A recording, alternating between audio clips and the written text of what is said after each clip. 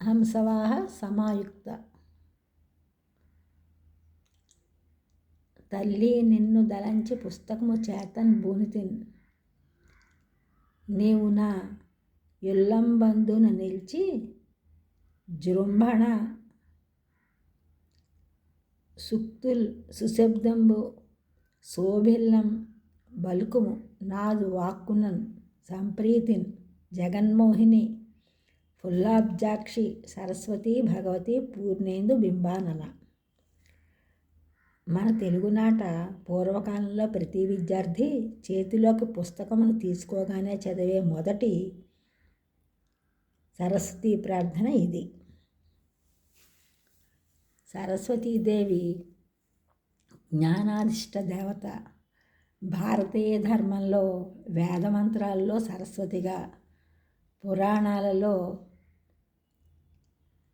శారదాదేవిగా,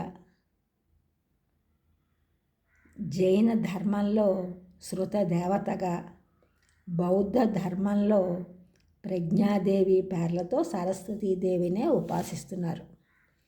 మానవుడిలోని ప్రజ్ఞ అనే విశిష్ట గుణం ఆ దేవిదే.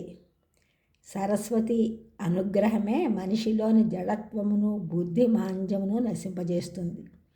ఈ వసంత పంచమి రోజున ఆ తల్లిని ఆరాధించి విద్యను ప్రారంభిస్తే సర్వత్రా దిగ్విజయం చేకూరుతుంది. మహర్షి యాజ్ఞవల్కుడు గురుశాపం వలన విద్యను కోల్పోయి తిరిగి సూర్యుని ఆదేశంతో సరస్వతి ఉపాసన చేసి వసంత పంచమి రోజునే మహాపండితుడయ్యాడు అని దేవీ భాగవతం తెలియజేస్తోంది. ఇద మందం తమః కృత్స్నం జామేత భువనత్రయం యది శబ్దాహ్వయం జ్యోతిరా సంసారం న దీప్యతే. యద మందం తమః కృత్స్నం జాయేత భువనత్రయం యది శబ్దాహ్వయం జ్యోతిరా సంసారం న దీప్యతే అని మహాకవి దండి వర్ణించాడు. ముల్లోకములలో వ్యాపించి అజ్ఞానాంధకారాన్ని రూపుమాపగల శబ్దజ్యోతి స్వరూపిణియగు వాగ్దేవత అనూహ్య రీతిలో ఈ జగత్తులో ఆవిర్భవించకపోయి ఉంటే సమస్త మానవజాతి ఎంతటి దుస్థితిలో ఉండేదో ఊహింపశక్యము కాదు. ఈ వాక్యశక్తి వల్లనే సమస్త జంతువులలో మానవుడు అధికుడయ్యాడు. ఆ శబ్దజ్యోతినే ఆధ్యాత్మికవేత్తలు సరస్వతిగా కీర్తించారు. ఆ శబ్దజ్యోతి ఈ జగత్తులో ఆవిర్భవించిన శుభదినమే మాఘ శుక్ల పంచమి. దీనినే వసంత పంచమి అంటారు. ఒక రకంగా చూస్తే సరస్వతీదేవికి పుట్టినరోజు పండుగ. సరస్వతి అనే పేరుకు మేధినీ కోశంలో జల ప్రాధాన్యే సరస్వతి. సరస్వతీదేవి 2 రూపాల్లో ఉంటుంది. ఒకటి దేవతా రూపం, రెండవది నదీ రూపం. ఒక్క సరస్వతీమాతకే 2 రూపాలు ఉంటాయి. దేవీ భాగవతంలో మాఘ శుక్ల పంచమిని సరస్వతీదేవి అవతార దినంగా వర్ణించడం జరిగింది. మాఘ శుక్ల పంచమ్యాం విద్యారంభం దినే పిచే పూర్వేని సమయం కృత్వా తత్రహ్న సంయతః శుచి. దీన్ని వసంత పంచమిగా అభివర్ణించారు. విద్యారంభమునకు విశేష తిథి వసంత పంచమి. ఈ రోజునే పిల్లలకు అక్షరాభ్యాసం చేయడం చాలా మంచిది. జ్యోతిష శాస్త్రంలో విద్యారంభమునకు సుముహూర్తంగా ఈ వసంత పంచమి చెప్పబడింది. ఈరోజు మొదట గణపతిని పూజించి అటుపై శారదా స్వరూపిణియగు సరస్వతిని లేఖిని కూడా పూజించాలి. శారదా తిలకం అనే గ్రంథంలో తెల్లని పుష్పాలతో సరస్వతీమాతను పూజించాలని వివరించారు. ఈ వసంత పంచమి రోజునే వ్యాస భగవానుడు గోదావరి తీరంలో సరస్వతీదేవిని సాక్షాత్కరింపజేసుకుని ఆ తల్లి యొక్క సైకతమూర్తి రూపంలో సరస్వతి ప్రతిష్ఠ చేసి వేద విభాగం చేసి వేదవ్యాసులు అయ్యారు. ఆ క్షేత్రమే వ్యాసపురి.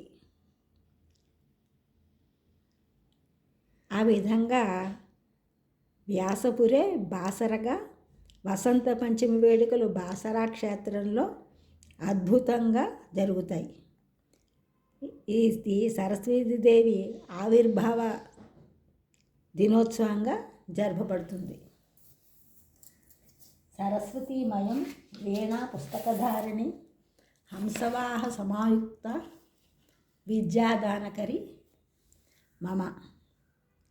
ప్రథమం భారతీనామ, ద్వితీయం చ సరస్వతి, తృతీయం శారదాదేవి, చతుర్థం హంసవాహిని, పంచమం జగతీఖ్యాత, షష్టం వాణీశ్వరీ తథా కౌమారి, సప్తమం చ ప్రోక్త, అష్టమం బ్రహ్మచారిణి, నవమం బుద్ధిదాత్రీం చ, దశమంతు వరదాయిని, ఏకాదశం క్షుద్రఘంట, ద్వాదశం భువనేశ్వరి. ద్వాదశైతాని నామాని యః పఠేత్ భక్తి సంస్థితః బృహస్పతి తమోభుజ్యో తేజసా బ్రహ్మణస్తమః. కన్యార్థి లభతే కన్యాం, జ్ఞానార్థి జ్ఞానమాప్నుయాత్, విద్యార్థి లభతే విద్యాం, ధనార్థి ధనమశ్నుతే. యజ్జః ప్రార్థయతే మర్త్యః తత్సర్వం లభతే ధ్రువం. సరస్వతీ నమస్తుభ్యం వరదే కామరూపిణి, విద్యారంభం కరిష్యామి సిద్ధిర్భవతు మే సదా అని ఈ వసంత పంచమి రోజున ఆ తల్లిని ఆరాధించి విద్యను ప్రారంభిస్తే సర్వత్రా విజయం చేకూరుతుంది. ఆ మొదలు క్ష వరకు గల అక్షరములనుడు అవయవములు గల వీణా పుస్తకపాణి సరస్వతి మమ్మెక్కువగా పాలించుగాక. అకారాది క్షకారాంత వర్ణావయవశాలిని వీణా పుస్తక హస్త అవ్యాత్ ప్రణోదేవి సరస్వతి అని శంకరాచార్యుల వారు త్రిపుర సుందరి వేదపాదస్తవంలో ఈ సరస్వతీమాతను మన కొరకు ప్రార్థిస్తారు.